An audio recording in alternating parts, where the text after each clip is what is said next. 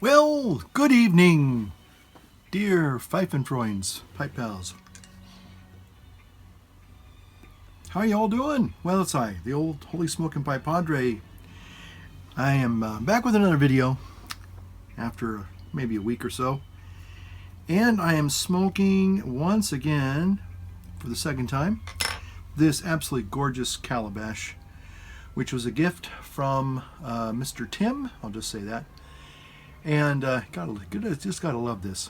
Just love this tortoiseshell kind of pipe here. And I decided after long deliberation I was going to open up this beautiful tin of Presbyterian mixture. And I got to tell you, lads and lasses, it's a really delightful little smoke here. It's a very light. I guess it's kind of. I'm gonna guess it's a light burley, kind of in an English style, but very very light.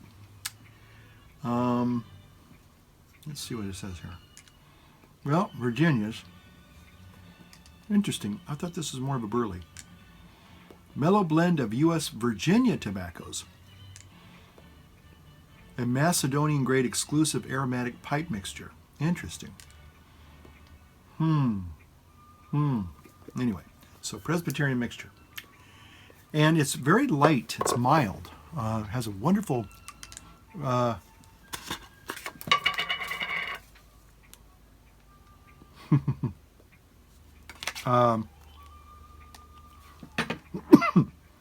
a very light taste on the palate there, and the aroma, yes. Oh, it reminds me of a Tinderbox blend. I can't remember what it was, but it's very sweet. I mean, when I say sweet, it has kind of a. Well, it's just boy, I wish you could smell that. It's delicious. So anyway, I just got to say thank you to Tim once again for this generous gift, and I am enjoying it. I guess I'll also put this tin in the refrigerator as well. I got the plum cake in there, and I think it's doing fine. Although I should check it. I'm sure it's fine. Okay. Well, so how you all doing? Hope you're doing well. Well, as I enjoy this pipe tonight, it's Monday night. Tomorrow is Tuesday, my official day off, but I'm on call, so I could be called out anytime, day or night. But man, this is good. It's probably the last, if you will, probably the last quote unquote vice. When I'm talk about in a moment here my health and fitness regime again.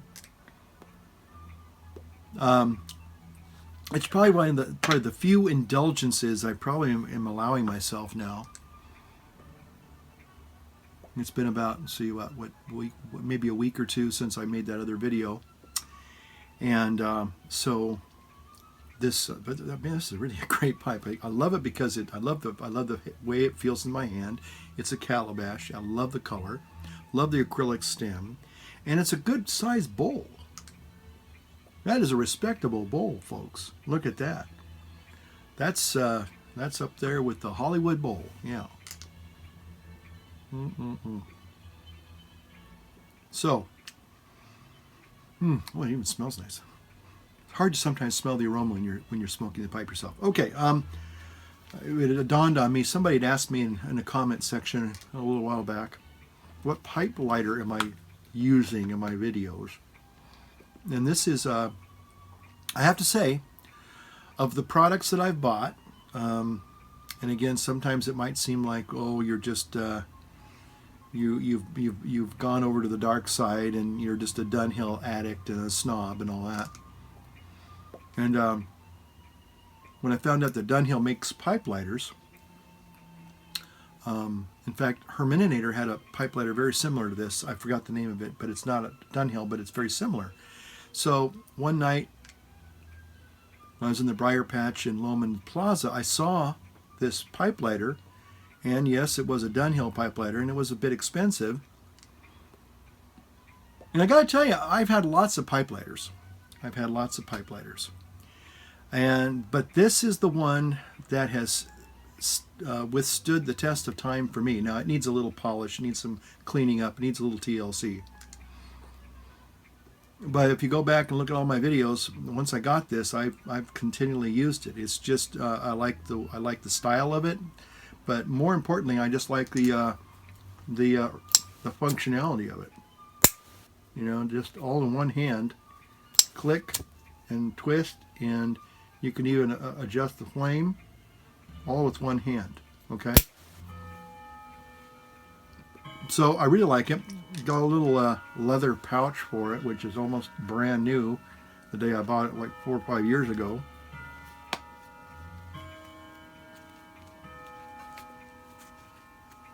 Sometimes you can buy quality, and it really is. It makes the difference. So now sometimes you buy a name brand thing because you're just buying the name, and you'll be lucky if it lasts you maybe 2 years. But this has really withstood the test of time, and I can't recommend.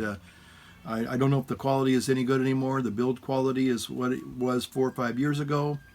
In this day and age in marketing, you know, sometimes people buy a Dunhill product, and you kind of get what you pay for. But then sometimes you're just buying the name, and maybe the quality has really just gone downhill, you know, because they know that, well, people are just going to buy it for the name, so name recognition. So anyway, but that is not the case, certainly with a J.M. Boswell. Man, this is just a beautiful pipe, beautiful work of art. A sui generis, one of a kind work of art. Got a trusty pipe cleaner here. Somebody kind of scolded me for taking the, and they're right. I took the stem off to clean the pipe, I think, the last time because of the bend. And they said, hey, you shouldn't be doing that when it's hot. So I thought, you know, you're probably right. You're probably right. But anyway, okay, so I wanted to give you an update on kind of where I'm at. Not a whole lot to really report other than I have given up quite a lot of things. And I don't know if I want to say give up is not even the right way of saying it. But I have gone on this plant-based diet, not a vegan diet. I know many of you are probably just laughing your rear ends off saying, I knew he was going to become a vegan. I knew he was going to become a vegan. You know, and I'm going to explain the difference in a little bit, but you know, I you know, again, I'm not, you know, I don't care if people think I'm a vegan, but I'm actually, you know, I say I'm plant-based, and there's a reason for that. But let me roll the little B-roll here, and I'm just going to show you kind of what I'm doing now with my new diet regime. Okay, so we'll roll the B-roll, and actually I'm going to let the B-roll talk. I think there's audio on that, and then I'll be back in just a moment. Okay, well, look at what I'm showing you here. You're probably wondering, well, why am we looking at a little thing of Subi honey, bottle of olive oil, some coffee, some Kerrygold butter, and salt? What's going on with all that? What do those things have in common, you might say? Well, what they have in common is simply, believe it or not, on this new diet, which I've been doing now for almost, well, a little over 2 weeks. The Dr. Joel Fuhrman / Dr. Caldwell Esselstyn plant-based diet. Basically, they ask you, believe it or not, to give up, of course, sugar, no oil. Dr. Caldwell Esselstyn, no oil, okay? No butter, because, you know, plant-based. So in addition to giving up anything animal products, and you're also, believe it or not, gotta lower that sodium. Gotta get that sodium down. And then the other one, which I have never been able to do in my adult life, except by accident one time, and it almost killed me, is no caffeine. So those things, those 5 things, believe it or not, going plant-based according to Dr. Furman, Dr. Esselstyn, those are the things that are the no-nos, the bad things, okay? Again, there's no animal products, no dairy, of course, and sadly even no eggs. And so that's what the foundation of the diet is. Well, that's actually not the foundation, but these are the 5. Well, I don't want to say evil things, but the 5 things that they strongly tell you have to eliminate from a plant-based diet. More later. These are some basic things that you can eat on this diet, or this new lifestyle, if you want to call it that. It's lots of salad, lots of green salad, and some steamed vegetables right there. Mushrooms, lots of greens. So you do that, and beans. I got some beans over there. So that's pretty much what you can eat. But again, there's a lot more to it than just this. This is just a basic. This is I'm getting ready to do my dinner, which is basically going to be a greens, salad, and beans dinner. And so anyway, but this is a look at the plant-based diet.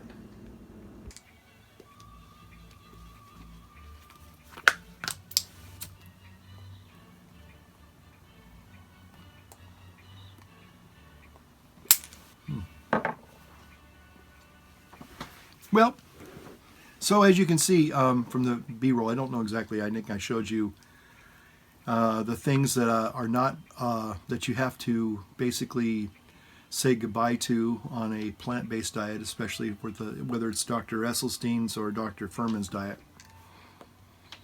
And so, and then I think I have a few videos. I hope I put maybe one in there of some of the food that I've been making and eating. But basically, it's a plant-based diet. Today, I just had some greens, some beans, put them in a little corn tortilla that I heated up, no oil. I kind of have to say, there are some things, you know, I'd be lying to say, oh, it's all fine. This is not a problem. I can do this all day long. Well, again, it's not. How do you say this? You get to a point where you start realizing that. I mean, intellectually, I've known for at least, well, I've known all my life that fast food, junk food isn't good for you. But now, when I'm with this new book called Eat to Live by Dr. Joel Fuhrman, sadly, he really opens your eyes to the reality of just what the stuff is really doing to your arteries. It's doing to your liver. It's doing to your kidneys. It's even doing, they call it now, I guess it's type 3 diabetes, which basically is the onset of dementia, which is brought on by, again, bad dietary habits. Lots of sugar, lots of salt, lots of oil, lots of refined carbohydrates, lots of sugar, and butter. All the things that I was doing. Well, I wasn't doing the, well, okay. I was doing the paleo diet for, as you know, probably several years,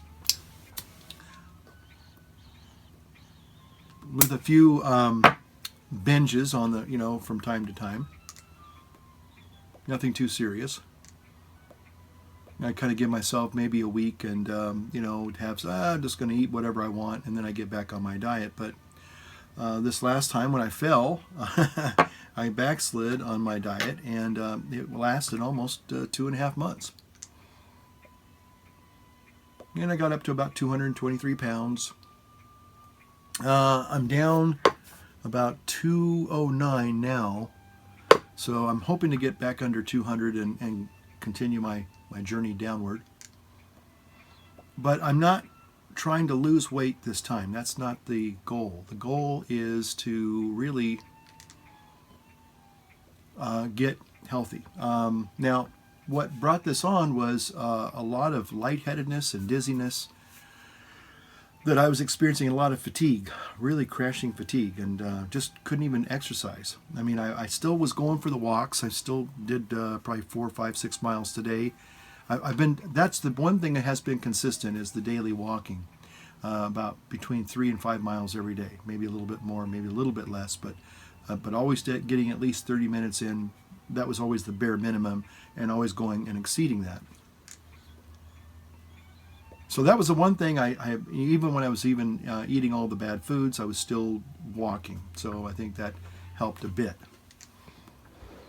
But I'm happy to say, especially right now, I'd be just feeling really, really super tired. I'd be going to bed about 8:30. It's almost a little bit after 8:30 now. I mean, I used to like to make videos at this time of night, and up until recently, I was just dead tired. I mean, I go to the meetings. I have several parish meetings that I have to go to, and I would kind of just try to get through those, and then I'd just go home and basically go to bed. So anyway, I have to say that I noticed tonight I bent over and was just doing all my normal stuff that I've been normally doing, and the lightheadedness and the dizziness seems to have gone away for now. So I'm happy about that. Somebody asked me, well, have you had a blood chem panel done lately? I said, yeah. Well, I didn't tell them this, but I mean, yes, I'm telling you now. About a month ago, 2 months ago, a month and a half ago, I went in for my annual checkup, and actually my doctor was even impressed. He says, and this was right after I broke my sugar fast, and I was eating junk food again. I probably was on a junk food thing for almost the first month in January, and I went in and saw my doctor early January, and he said, your cholesterol went down 40 points. He goes, yeah, it was looking really good, and he goes, and then he said, but it was still just a little bit high, and I'm thinking, gosh, if I had not broken that no sugar thing and just stayed with it and just never went back to it, it probably would have been down really well. But now that I'm eating plant-based, I'm going to give it another, I'm probably going to do 3 months. I'm not going to do 3 months and quit, but I'm going to do 3 months. And at that 3-month mark, I'm going to go back and get my blood chem panel done again, because when I was doing paleo, I did cheese. Not all the time, but I did cheese. But I did do, as many of you know, my 50-50, the 50% black coffee with 50% heavy whipping cream. Delicious. If I had one of those sitting here right now, I would have to really kind of exercise an awful lot of willpower not to drink it. Because for me, that was almost a meal replacement drink. I actually went a whole week drinking nothing but that. No food, just my 50-50. When I was down at one of my pastors' conferences back in May, I did that. I lost about 5 pounds. But, so anyway, the thing is that, I guess, okay, I'll get into this right now. The reason why I'm even seeing new hair growth because of my new vegan diet. I mean, oops, I said it, vegan diet. I remember somebody out there is going to get me on that one. My plant-based diet. But why is it that, okay, let me just give you a little synopsis of what happened. 4 years ago when I was at 270, and you can see some of my older videos, when I had the beard, when I had the big, huge gut, I got into the health and fitness thing, but I did it gradually, just like a lot of people. And I started watching a lot of, when I discovered that, hey, there's some people out here that are interested in health and fitness, kind of like I am, on YouTube. And I started following a lot of people. Freely the Banana Girl. I used to love Freely in the beginning. Then I found Chris Kruger. Many of you remember him. And just lots of other health and fitness videos. There was a thing called Psyche Truth, and had this kind of rather attractive young woman, and she would talk about health and nutrition, and she was really, really knowledgeable. And I found a lot of really good, helpful videos online. And Gary Taubes, William Davis, Wheat Belly, all these things that, people were beginning to say, okay, what is real health? How do people, begin to fight back on this sad standard American diet? How do people start to deal with this and reverse all of these negative things that we get because of our diet that's killing us? Even Dr. Esselstyn, I was watching a video of his last week, and he was talking about some Indian tribe, the Tuhumarahara Indians or someplace like that in northern Mexico. And he says, ironically, they smoke this. He says they smoke this really dark, nasty tobacco, and they don't have any evidence of coronary artery disease. Why? Because they eat a plant-based diet. So in other words, the plant-based diet kind of insulated them or protected them against smoking nasty tobacco. So anyway, I mean, Dr. Esselstyn would never ever recommend smoking tobacco, but anyway, I digress. So in the beginning, a lot of the health and fitness videos that I watched, and there was a ton of them. There still are. I still watch them from time to time. But in the beginning, a lot of them were very, very fun, entertaining, sometimes thought-provoking in the sense that would make you think about your own situation. But as the years went on, I started to see this really deep division. Isn't it interesting? It's just like everything else. People started lining up, and there's a small group of ultra fanatics in the vegan community, and I didn't see a lot. I have to be honest, I didn't see a lot of, really militant paleo people attacking vegans, but I sure saw a lot of vegans attacking everybody else and telling if you eat animals, you should die. Thank you, Freely. I saw a lot of people, a lot of self-righteous vegans who were saying, that if you are contributing to the milk and dairy industry, you're in the chicken industry, you're committing like the new Holocaust and all this stuff. It just got beyond the pale. It just, you know what, guys? When the vegans, a lot of them started becoming a-holes, I can say that, and righteous a-holes, it just turned me off. Now, there's a couple of people who, even like me, were, kind of scratching their head and going, man, these people are just, they don't have to be like this, Again, in the beginning, a lot of the videos were fun and playful, and, maybe they'd show you some of the food they were making, and you could say, hey, that looks kind of yummy, I might want to try that, and so, but once it started turning into a war, just like our current political climate, it just turned me off, and I just started saying, well, okay, and then I found, and I really believed, believe it or not, that the paleo diet really made a lot of sense to me. I just thought, well, there's a lot of good clinical research that's going on. What they're saying seems to make sense. There were people like this Butter Bob Briggs guy who was like, I guess he was 400 pounds or maybe 345 pounds. I can't remember. He was way over 300. And now he's like down to 185, maybe 165. I don't know. And again, butter makes your pants fall off. So he did the high fat ketogenic diet, which is what I was pretty much on all last year. So anyway, I'm going, well, it seems to be, not only does people seem to be losing weight, but it did seem to be helping them maintain a good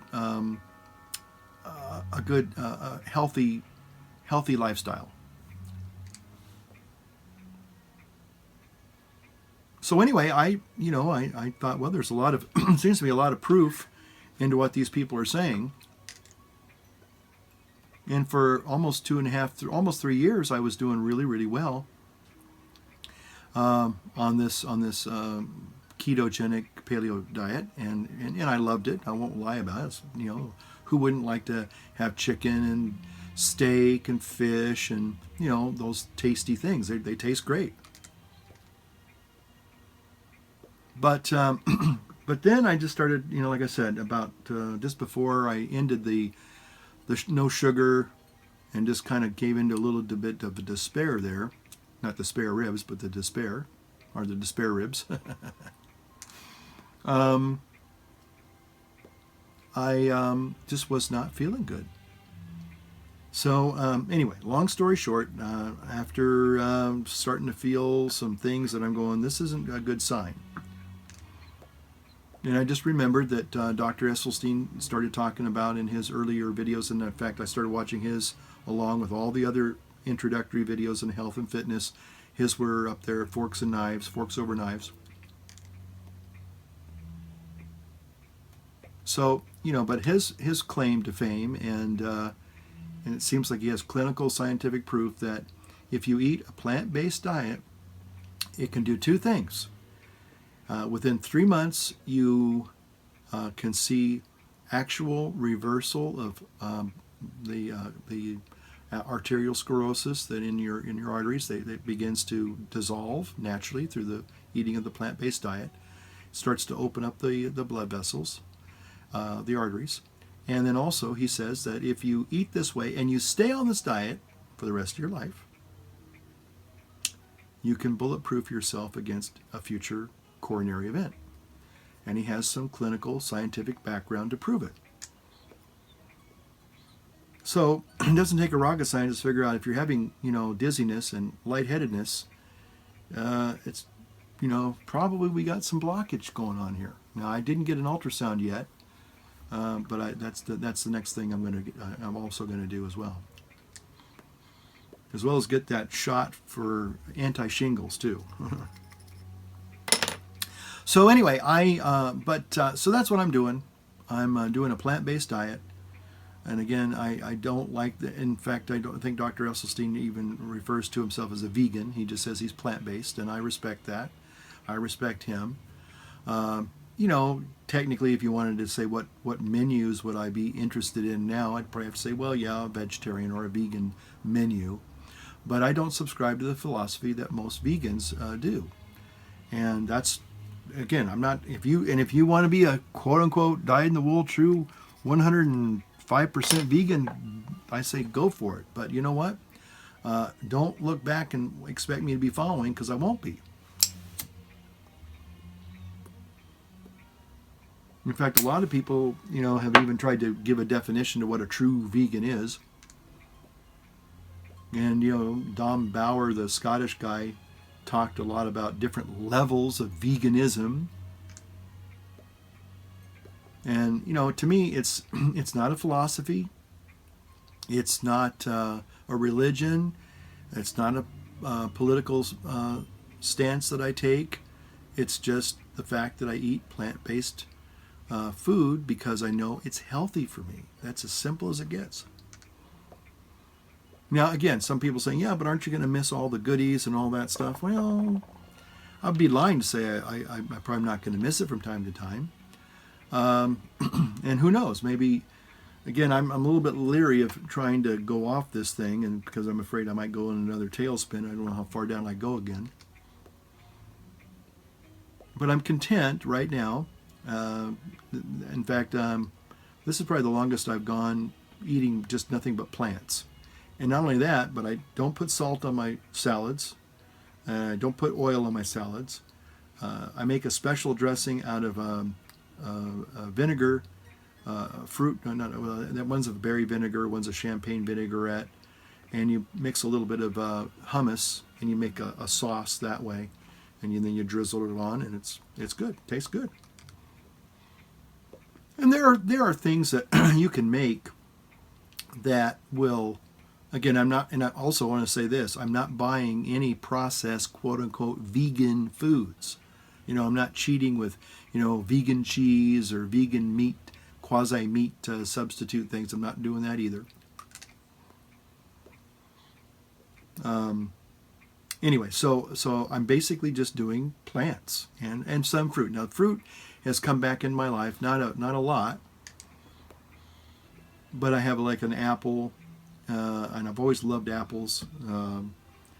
Had one apple today, and I had some blueberries for my evening little snack treat. I decided I'm going to start eating more in midday instead of eating, in the evenings because of my schedule. Sometimes I don't get to eat until about 7:30, 8 o'clock, and I think that's just a little bit too late. and then I would eat pretty heavy meals. And so now I decide, okay, I'm just going to have a nice. I'll fast until about 1 o'clock, maybe 1 or 2, have my main meal of the day, and then maybe at night I'll have just a little something. And I mean very little, and then that's it. So anyway, I'm just trying to wait. I'm trying to let my body adapt. And I think after 2 weeks, it's a little early to say, oh, look, I'm wonderful now and everything's life and life is great, wonderful. Well, no, it's not, but it's better. It is better. I can honestly say that.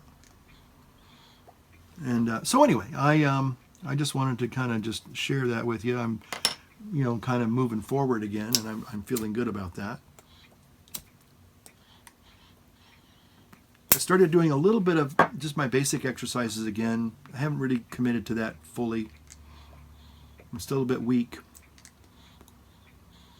So, but again, I'm trying to give the diet a chance to really settle in and do some of the things that it's supposed to do. If you're interested in what I'm doing a little bit more, I could recommend Eat to Live by Dr. Joel Fuhrman. It's an audiobook available, as well as just the regular hardbound book.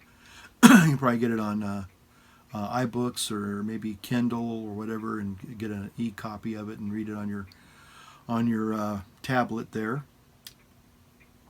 But anyway, so that's kind of what I've been doing. Also wanted to put a shout out to Gary, our man about the world there. Sent me a very interesting book. Actually, this looks like a book I actually want to read, called A Hobbit, a Wardrobe in the Great War, about the great friendship between those two literary giants, C.S. Lewis and J.R.R. Tolkien. And so thank you, Gary, for that. I look forward to maybe gleaning some good insights from that book.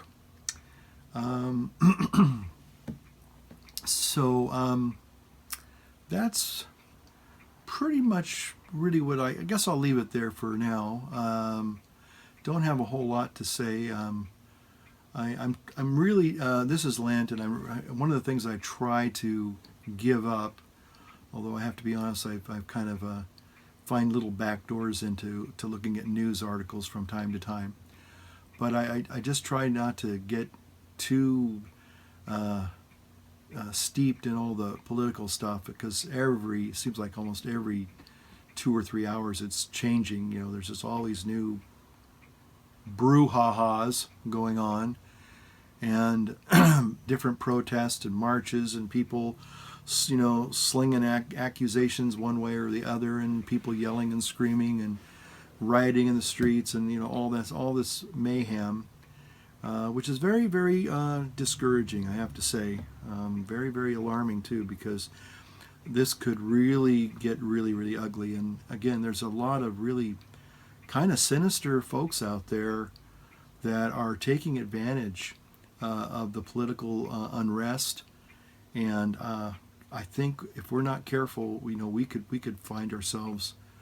I don't want to be a doom and gloom kind of a person, but things are getting really, really touchy out there, and unless we kind of we're able to kind of pull back a little bit and start being objective, start being adults, and stop throwing names at each other, things could get really super violent, I'm afraid. I hope that doesn't come to that. But that's my concern, and I don't know. Maybe people should smoke more pipes or something. I don't know. But the thing is that there's just a lot of problems out there, and I don't have it. I don't have the solutions. That's for sure. And I get people now sometimes screaming at me because they're angry and they're mad at the world. And I had somebody a couple of weeks ago just haul off and just start yelling and screaming at me, and it was like they were super angry, and tried to listen to them, but there's a lot of angry people out there, so be careful. So anyway, thanks for listening, and I'll put this, hopefully I'll get it up there. By the way, has anybody else encountered YouTube? I spent almost 8-9 hours trying to upload my little homily that I do on my other channel It was a 14-minute homily. It took me 8 hours to upload that. Now, there's something drastically wrong with YouTube. Hope I didn't chip my tooth there. Huh. Okay. So, anyway, those are some of the things I've been thinking about as I smoke this wonderful, beautiful creation with this lovely pipe mixture here.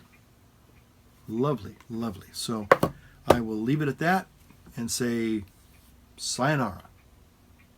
Take care. See you soon. Bye-bye. Until we meet again. Happy trails.